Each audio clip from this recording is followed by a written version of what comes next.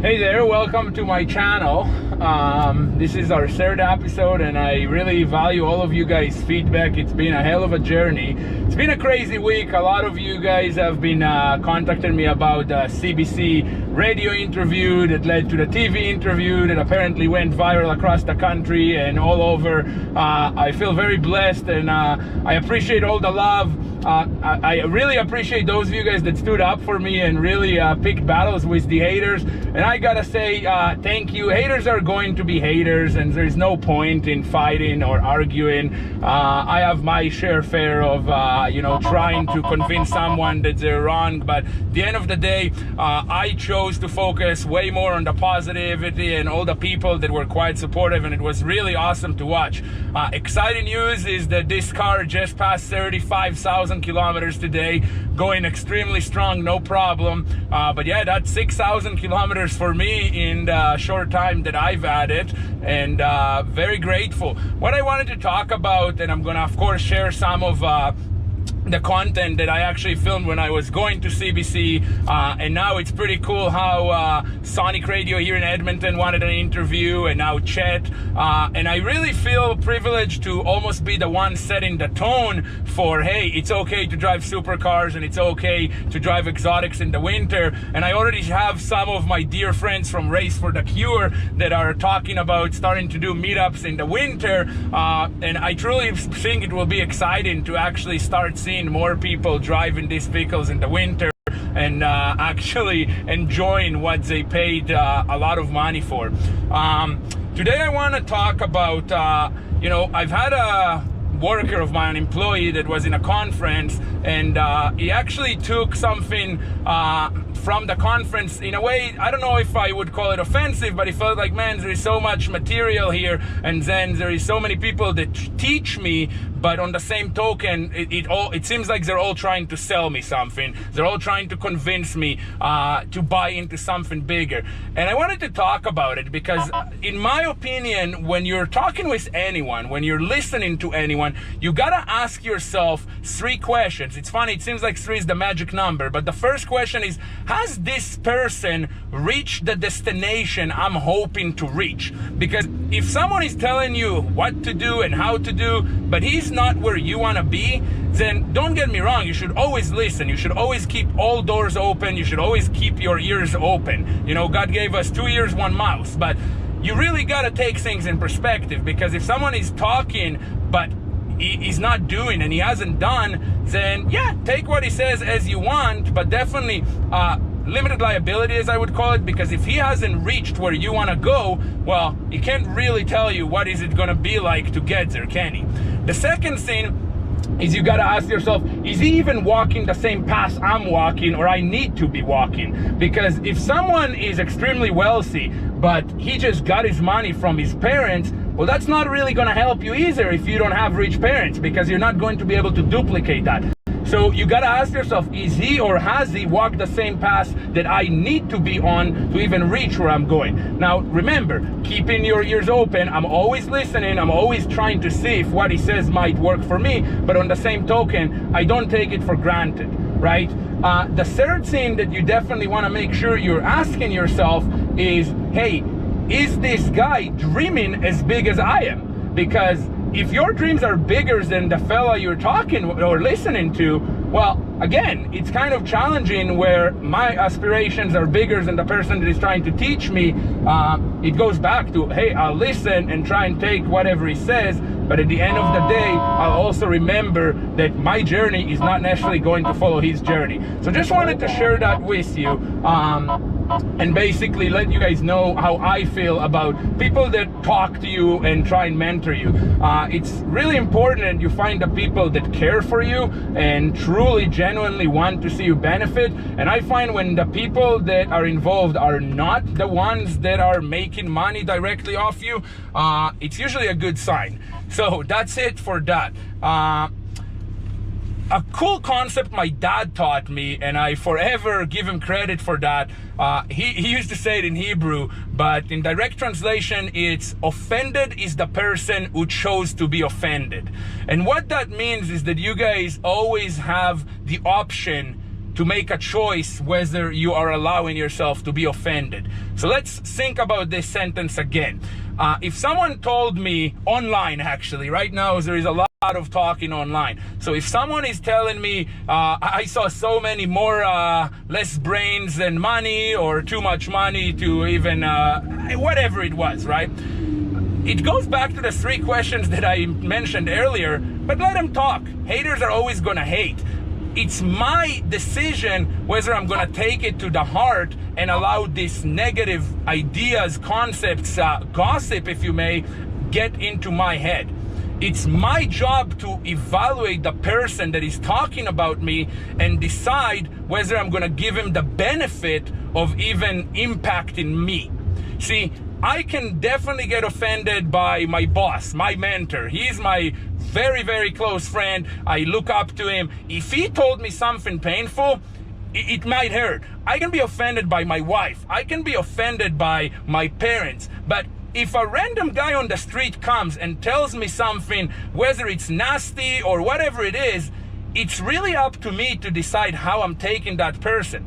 Now, the reason I'm sharing that in such early stage of this series or YouTube channel is it's very important for you to understand that concept while you're starting, because you are going to run into a lot of haters and you're going to run into a lot of people that don't support it. But if you remember last time I talked about, ask yourself, has it been done? Can it be done? Am I going to do it? You just have to choose to focus on that as opposed to the negative. There's always going to be negative and there's always going to be haters, and that's okay. You know what? We can't control everybody, and I wish the world was perfect, but it's my decision to choose and focus on the positives, to choose and focus on the good things, to actually pay way more attention to the exciting, nice things that people post on Facebook as opposed to the negatives. Third thing I want to talk about today is no such thing as stupid, okay? I truly mean it, and I want you guys, by the way, if anyone have any questions, I always try and answer and get back to everybody in a very quick response time. But remember that there is no such thing as stupid. Just like I said, sometimes you win, sometimes you learn. There is no such thing as stupid. I look at it as curiosity, okay? How can I learn if I am always scared to be seen as the stupid one? How often do you sit in class and someone asks a question and you have the people that frown upon it and think, oh, what an idiot, although another 10 people in the class were just sitting quietly and wondering if they should ask that question. Give props to the people who are stupid. Give props to the people that chose to be curious and actually get the answers to their questions and get smarter and farther ahead. The way I look at it is, if someone judges you, okay, if you ask a question and someone judges you as a stupid guy because you asked a silly question, well, shame on him. He clearly doesn't want to spread the knowledge. He clearly doesn't want your best, and he's simply taking away from your bucket. If you remember, we talked about that. Surround yourself by positivity. Choose the people that you are surrounded with. Make sure that your friends help you get farther and not hold you back. If you can focus on these simple rules and never be shy, because there is no such thing as stupid. I am the biggest guy out there when it comes to things that I have no clue. Freak, I didn't even know how to upload YouTube videos. So I go and I drive a Lamborghini and I ask the dumbest questions and how to connect it. Well, again, why are people not calling me stupid? Why? Because I drive a nice car? Well, that would just make him very shallow. So remember that if you have a stupid question, that's just because you're trying to get ahead. You're trying to get smarter. And every time you ask a stupid question, you just got smarter and you don't need to ask that question again. Anyways, I love the feedback. I love the comments from you guys. My wife is 9 months pregnant and it's kind of hectic times at home. So I'm sorry if I'm not posting a video every 3 days, but I'm definitely going to try and stay on top of it. I really appreciate all of the positive feedback and all of the love. And again, I'm definitely going to keep posting for you guys, and feel free to touch base if you have any questions. So thanks for watching. If you haven't subscribed yet, please do. Hopefully you like what you're watching. Have a great day.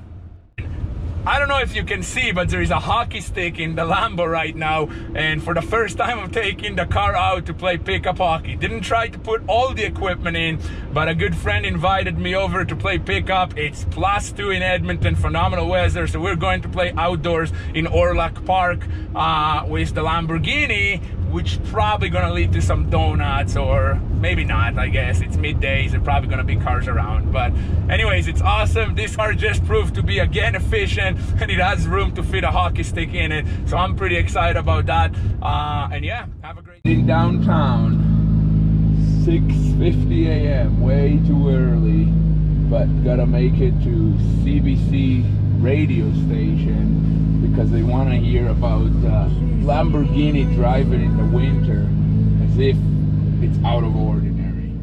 I get the appeal. You get the appeal. Wonderful. Well, this morning on Edmonton AM, we're talking about Facebook and social media in general. So we're asking if you think social media has done more harm than good, and specifically we're thinking about the comment sections on news stories, and do you read those? Do you comment? Do you engage? Kim, I believe you've received a text. I do. Yeah. Listener? Yeah, here's one that just came in. It says, as a political scientist, I always read the comments. As troubling and upsetting as they might be, sometimes the real story is actually in the comments. So kind of wading through, and maybe you'll find something. I get that. I mean, admittedly, I do on occasion read them. It's not always doesn't always leave me in great headspace. Sometimes they're quite negative. Kim. Well, most car lovers park their sports cars for the winter. After all, our roads are filled with ice, salt, and debris. Heaven forbid you scratch that Porsche or Corvette. But not my next guest.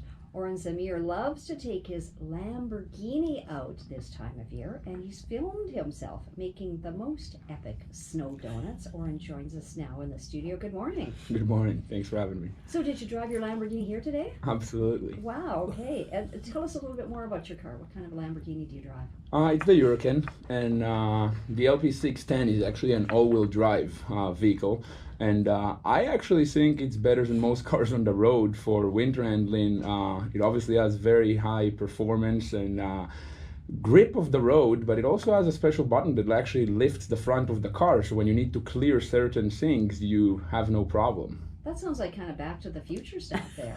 Sometimes I feel like that, and so far it's not been failing me, so I can't complain. Okay. Because that kind of goes against the conventional wisdom, right? That you should keep that beautiful car in the garage over winter because you don't want to be getting hung up on snow and, you know, all of the stuff that is put on the road. It's funny, you know, I wasn't born in Canada, and I don't take on that wisdom. I believe that when you spend your best money on a vehicle like that, you should really enjoy it.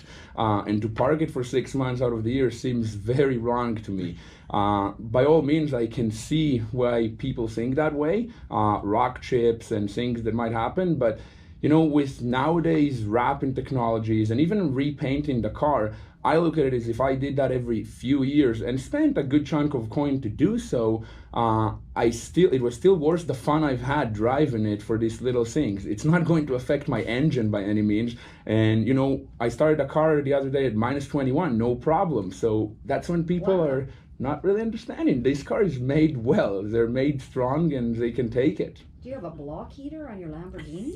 No. No, okay. No, I would like wonder. The two things just don't go together in my mind. Okay, so you don't have a block heater, you're not plugging it in. No. Yeah, okay, all right. How equipped is it to handle Edmonton winter? So, like, what do you...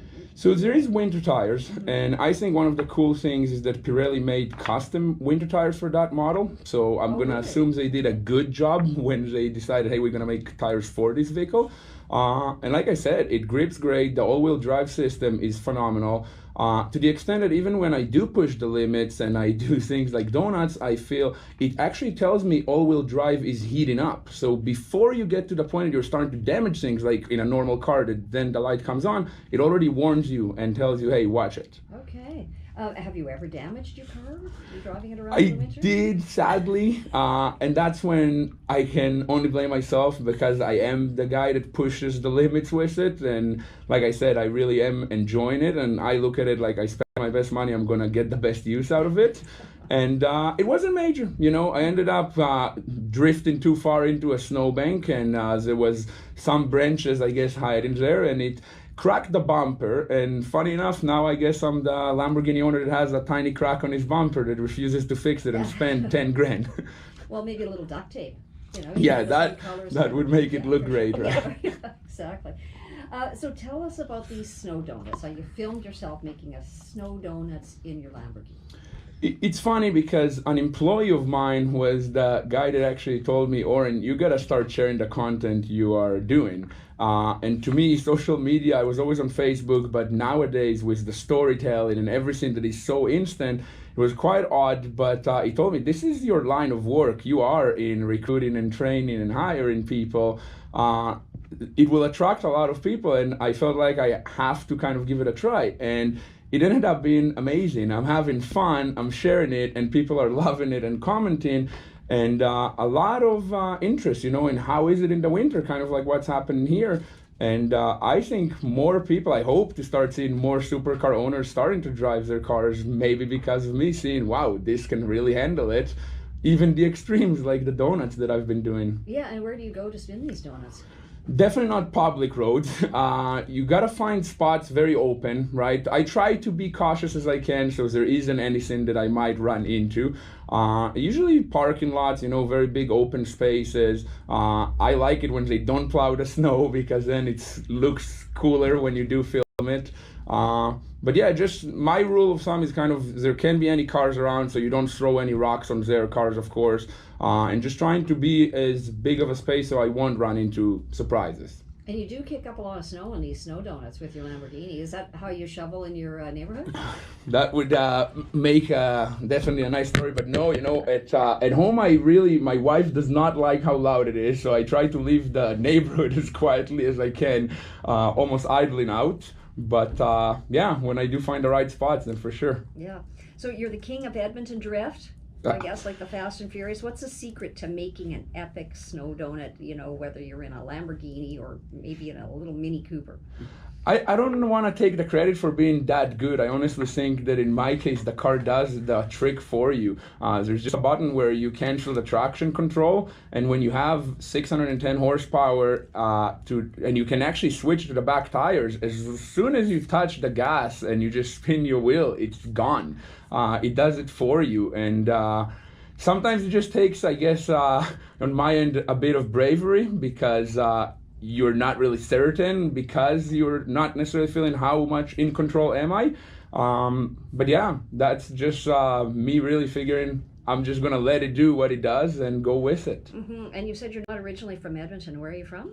Israel. I grew up in a small town in northern Israel, Okay. playing hockey. Actually, it was the only ice rink in the country called Canada Center. And when I was 16, a former NHL coach thought I was good in hockey and sent me to Notre Dame in Saskatchewan, a boarding school. So here you have only Jewish kid in a Catholic boarding school that graduated there.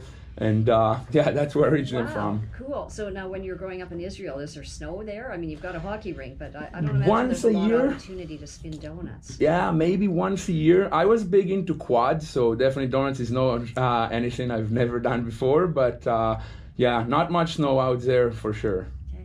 And I understand your wife is pregnant. Congratulations. Thank you. But she's due very soon. Correct. How fast can you spin out of your house in that Lamborghini and get her to the hospital? That's funny you asked. We were literally joking about it the other day that maybe we should be the guys driving the Lamborghini to the hospital. I bet you I can get you faster, but it's so low to the ground. I don't think a very pregnant woman would enjoy when she's having contractions getting into it. But yeah. Yeah. Are you going to have to trade that thing in for a minivan once the baby's born? I don't think you can put a car seat in that, can you? It only has front seats, Yeah. so I guess not really, but definitely not. I really hope that life allows me to keep all my supercars, and that's why I don't really mind the odd scratch, because as long as I don't need to sell them, you know, Yeah. it's up to me. It's just for you. You don't have to worry about the resale value. Yeah. Yeah. Well, Oren, thank you very much for telling us about it. That is hilarious. That was Oren Zamir. He's an Edmonton-based Lamborghini owner who likes to drive in the winter. Thank you. A little bit of this Fast and Furious here. That was great. Thanks a lot. Thank you very much, Good luck ladies. with the baby. Thank you very much. Thank you. Have a good day. Yeah. It's the third boy that we're getting, and she wanted a girl so bad, so Oh, you got a busy house. Yeah. have a great day. Thanks for having me. Running out of steam here. That was awesome. You're listening to Thank you so much for JL coming on in. CCTV. You're very welcome. Thanks for having me. Yes, absolutely. I guess we've done pretty good here, and now we're going to Dave, the photographer cameraman with TV. So I didn't even park in the special parking for CBC apparently. So me and Dave are going for a trip, and I'll have to follow him out of here.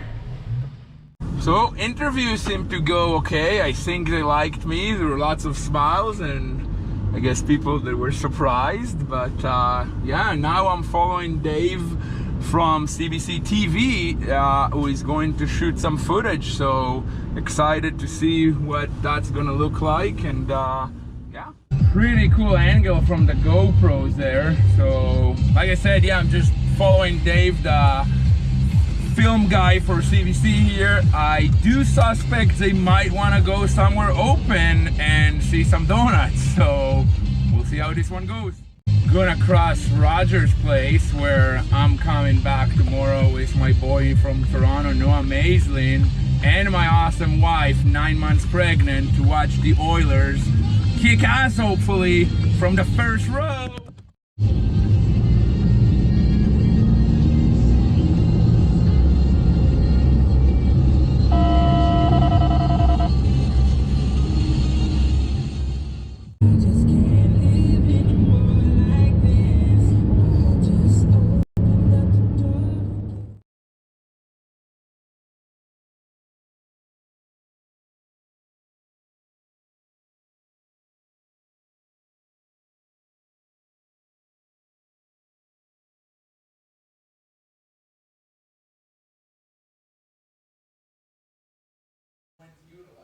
I spent my best money. I worked so hard for it. Who cares if I'm gonna get a scratch or something because of winter, where I'm going to be enjoying day in, day out. Instead of driving in Iran, I'm gonna drive for 6 months. No, thank you. And that was kind of my concept. New Lamborghini out at this time of year, and even fills himself making epic snow donuts around the city. Our camera recently caught up with him.